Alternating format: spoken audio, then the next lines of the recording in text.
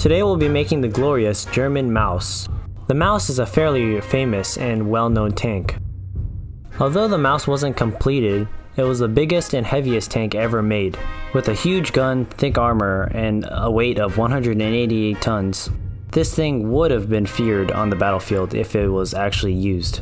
Although in reality this tank would be mostly useless, that doesn't mean we can't make ourselves our own Maus. This tank was decided upon due to requests and to the polls. If you voted, thanks for your involvement.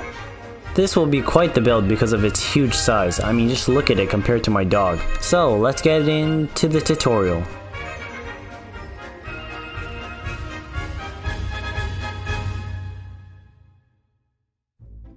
At first I thought that the Maus wouldn't be that hard to make.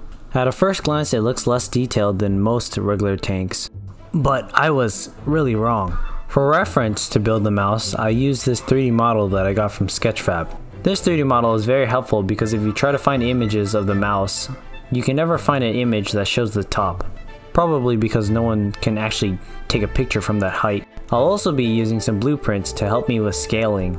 Links to these sources in the description below. After bringing out my M3 Lee, which is the tank I used to scale all my other tanks with, I concluded that the Maus should be as long as a ruler, counting the gun. This is because the M3 Lee in real life is about 6 meters, and the Maus in real life is about 10 meters.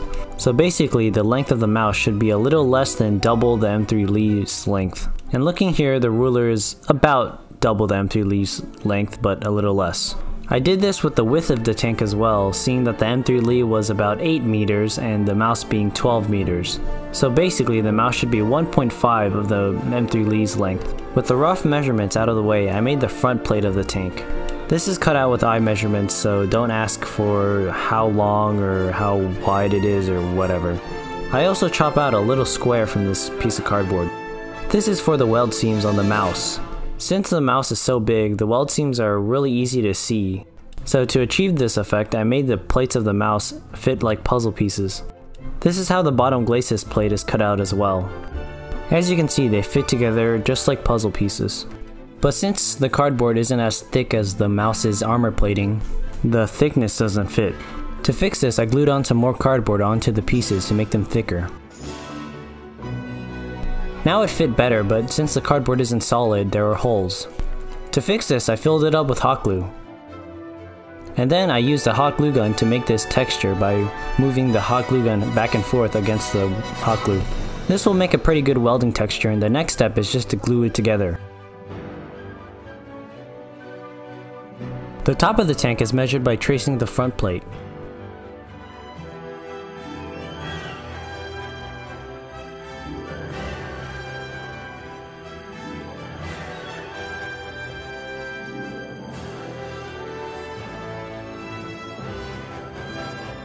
And this is done the same for the back. With the upper half of the tank practically done, I work on the turret.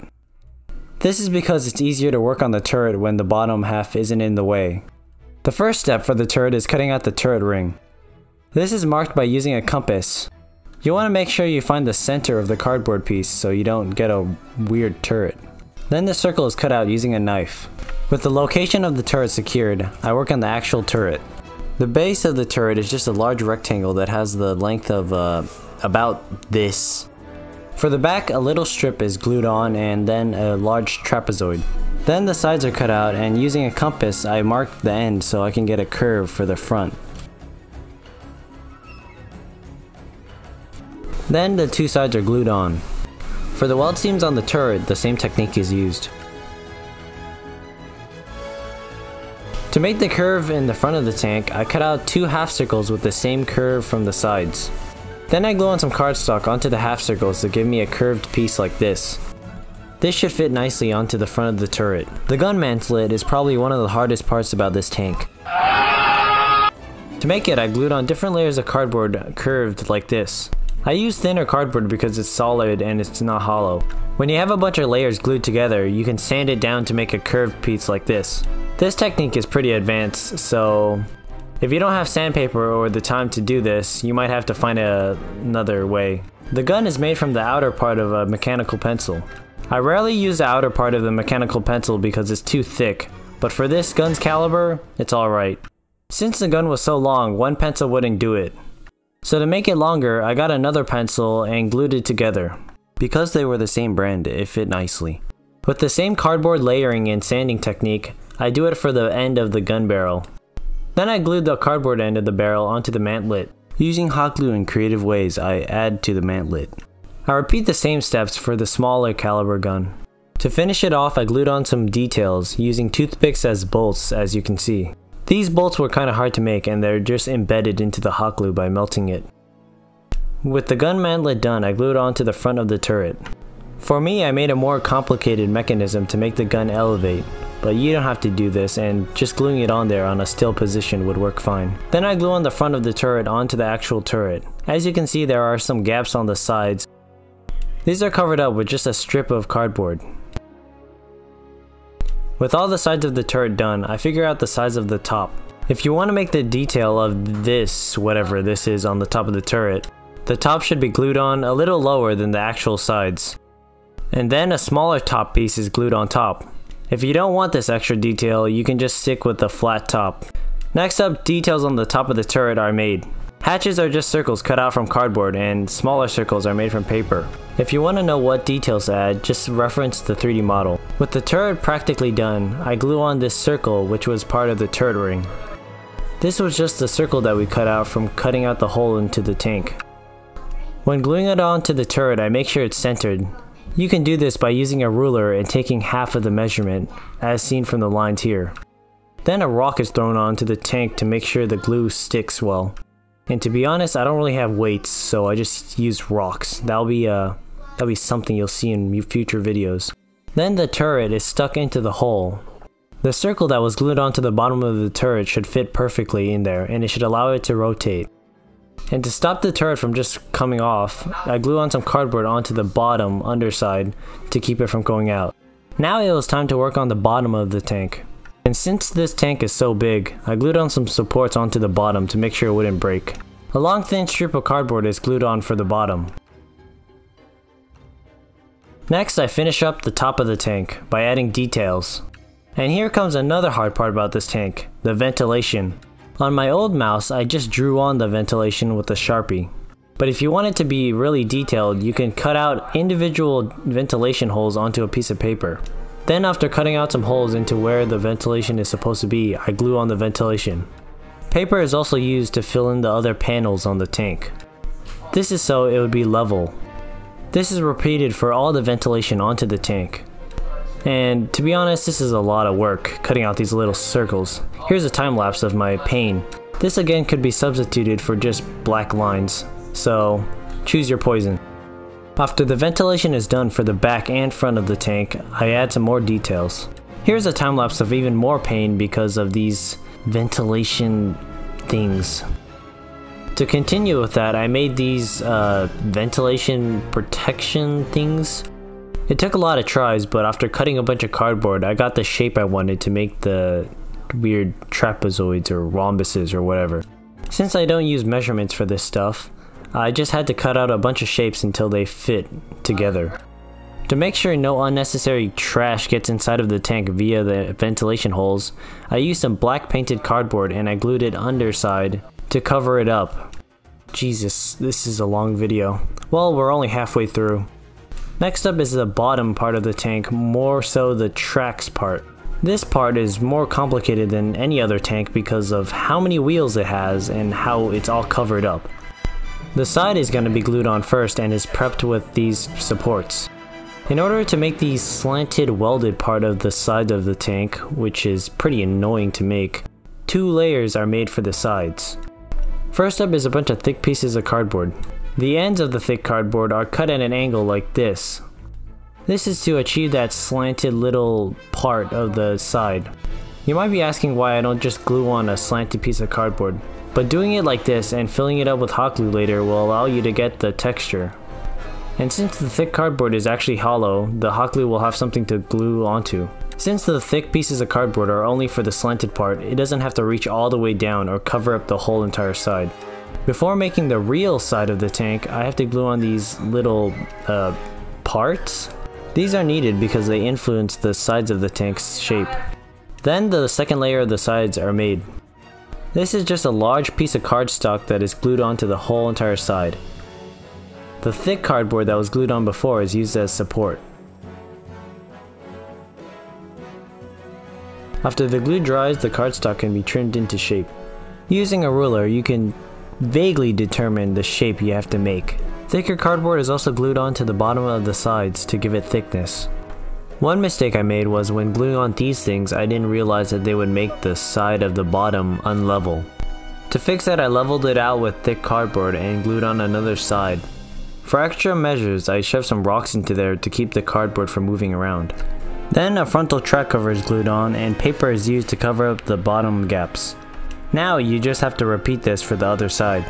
The final step for the tank is making the wheels. First, the idler is made, which is just the front wheel. To make it, you just cut out a circle and cut some holes into it. After cutting out 2 of them, I connect them with a cylinder made out of cardboard.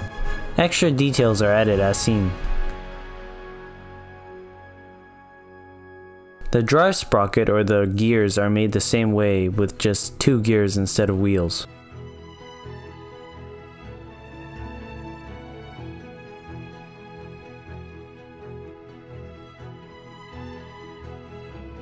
Then they are glued onto their respective positions on the tank. With the main wheels out of the way, it's time to make the rest of them. But to prepare for this, I paint the inside of this space. This is because it'll be practically impossible to paint this area when the wheels are glued on. To be perfectly honest, 99% of people won't see this part of the tank at all, so it's probably not worth painting. Now onto another hard part of the mouse, the wheels. Usually wheels are pretty hard. Cutting out a lot of circles is pretty tedious. But since the mouse is the biggest tank ever made, it has a lot of wheels. In all, the mouse has 48 wheels, not counting the ones we already made. Depending on how detailed you want your tank though, you can probably cut this number in half, or even in half again. After 48 circles are cut, I cut out this shape, which was the holders of the wheel. This shape is vaguely copied from the reference pictures. I use this one shape to trace out the other ones. You're gonna have to trace out 24 of these things. When that's done, you can put them together. 2 types of wheels are made, a detailed version and a non-detailed version. This is because I didn't want to do extra work for something that wouldn't be seen. The wheels are glued onto their positions and the bogie is thickened with thicker cardboard. 2 wheels go on each bogie and U-shaped pieces are glued onto the tops for connecting onto the actual tank. Then after repeating this step 24 times, I had 24 bogies, 12 for each side. To glue them on, a support is first glued on. Then you glue on the bogie via the U-shaped thingy. 2 bogies are glued on per section, the more detailed one on the outside and the less detailed one on the inside. And the wheels are really a pain. This is why it took me so long to get a video out, because of these damn wheels. And the thing is, you don't even see all of this detail, like, oh my goodness. With all the wheels done, I add in this welding texture on the sides. After adding any other necessary details, it was time to paint it. For the base color, I mixed up a shade of tan that resembled the real life mouse. This is applied in multiple coats.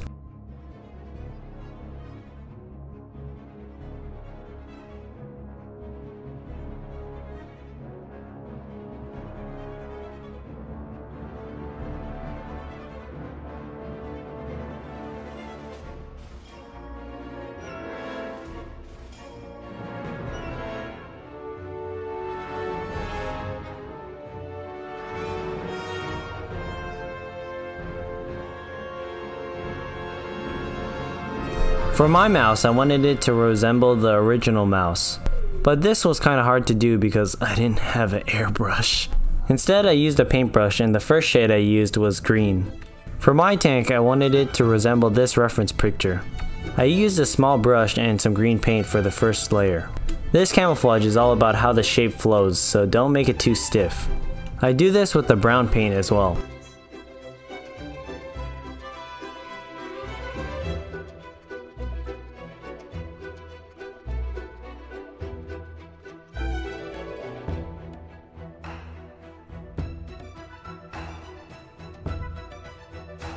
While the paint dries, I work on the tracks. This is made by peeling corrugated cardboard to get this texture. To make the tracks more detailed, I cut into the corrugation incrementally. Then I bend the sides that are sticking out and add hot glue into them so they keep their shape. I do this for everyone that is sticking out to emulate the reference.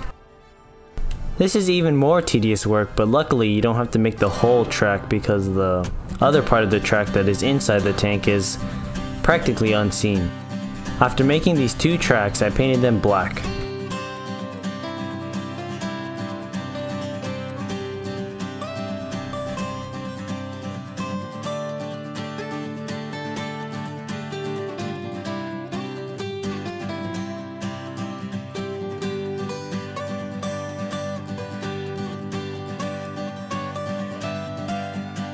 And to top it all off, I paint on some other details such as this iron cross with a toothpick. And now the tutorial is finally over.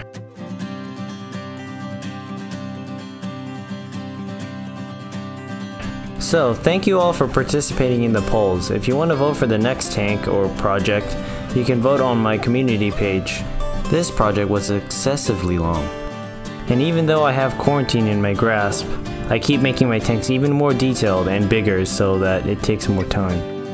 So, sorry for the 3-month wait, or even longer wait for some of you.